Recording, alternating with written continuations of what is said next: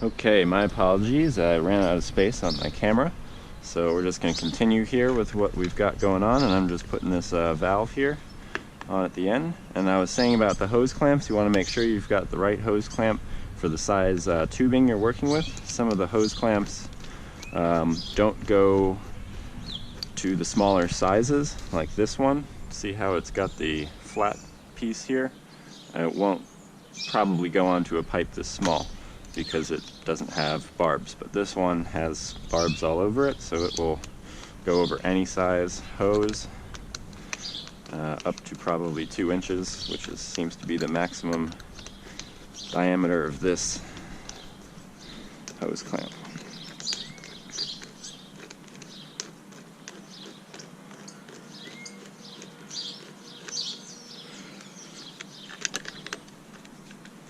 Okay,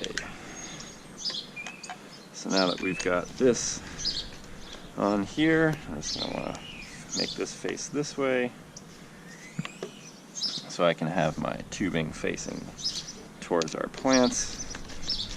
I've got this right here, and the way we, well,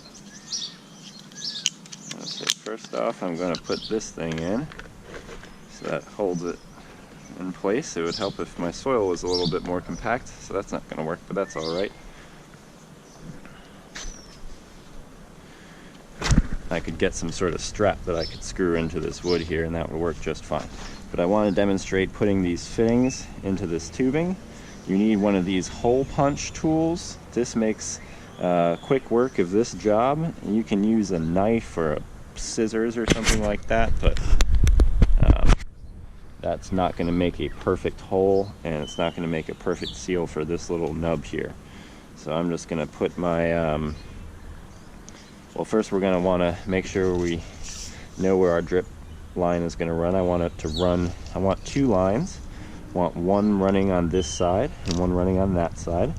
So I'm going to make my hole right here, and all I do is I just push. I'm trying to hold the back of my pipe, and I just push this in until I feel it punch through.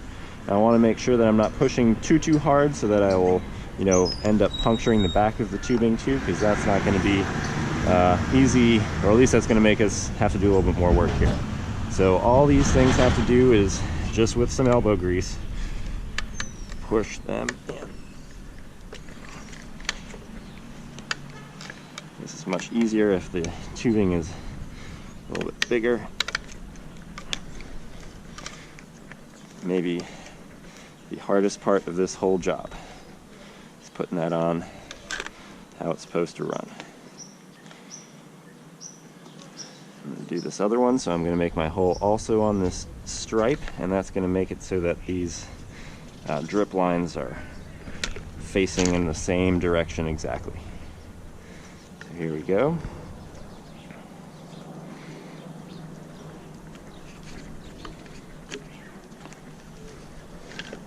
So it's helpful if we can push down on the sides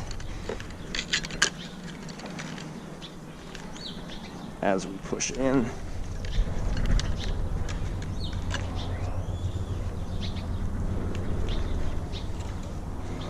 There we go. Right. That looks pretty good. Careful not to mess up my lettuce here.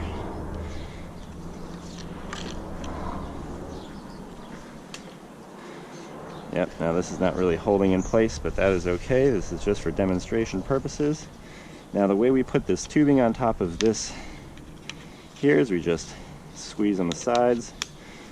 We want it over that little barb as much as we can get it. That seems to be good. And then I just screw this on until I can't screw it no more. And that's it.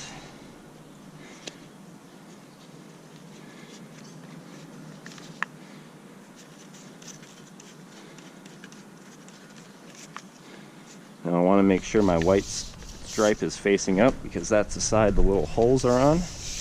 And in this situation I wouldn't have to worry about it too much, but if there was any dirt in my lines. If the stripe was facing down, all the dirt would accumulate in these little holes and clog them up and they wouldn't drip. So final piece here is to seal off the end of our pipe, and I'm just going to cut it right to the edge here. So I'm going to make a cut right there, and then I'm just going to cut a small strip off of this,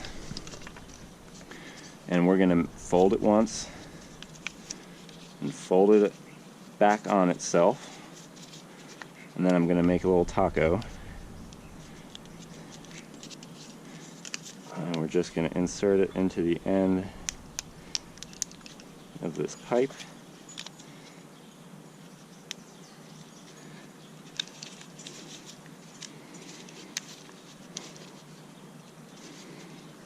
There we go.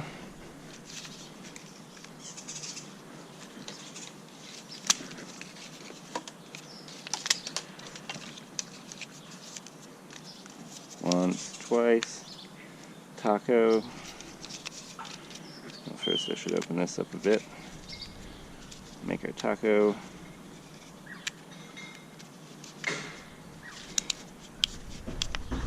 Fold our New York pizza. And here we go. We want that fold so it's inside the tape. We don't want it sticking out because that might leak a little bit. All right, so let's let her rip. I want to make sure these valves are open. Got all my valves open. Now for the moment of truth. This doesn't really want to stay on here that well. That's okay.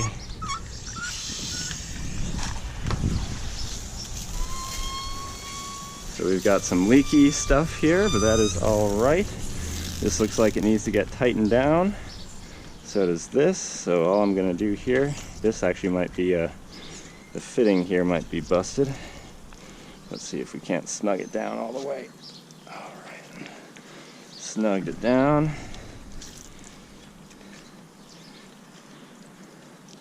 Ooh, here's our issue. So I made this cut right in the middle of an emitter. That's a no-go, or a no, something we shouldn't do. So I'm going to do that again.